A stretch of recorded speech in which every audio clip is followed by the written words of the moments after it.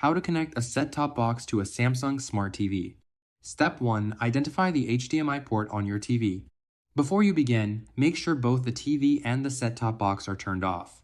Go to the back or side of your Samsung TV and look for an available HDMI port. Keep in mind the port number you'll be using, such as HDMI 1 or HDMI 2, as you'll need it later when switching the input source. Step 2. Connect the HDMI cable. Plug one end of the HDMI cable into the output port on the set-top box. Then plug the other end into the available HDMI port on your Samsung TV. Make sure the cable is firmly secured on both ends. Step 3. Power on the devices.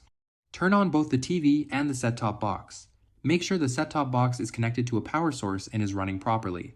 Step 4. Select the input source. On your Samsung remote, press the source button. A list of available sources will appear. Select the HDMI port you connected the set-top box to. Step 5. Enable Input Signal Plus. If your set-top box supports 4K or HDR, this step is very important. Go to Settings General External Device Manager Input Signal Plus and enable this feature for the HDMI port your set-top box is connected to.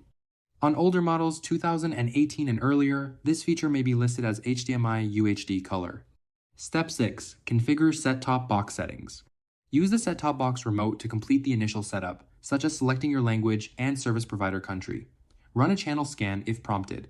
Troubleshooting tips. No signal message. Check that the cable is firmly connected on both ends and that both devices are powered on. If the issue persists, try connecting the HDMI cable to a different port on the TV and select the corresponding source. You can also use the TV's built-in connection guide. Press the source button, then select Connection Guide to view connection instructions directly on screen.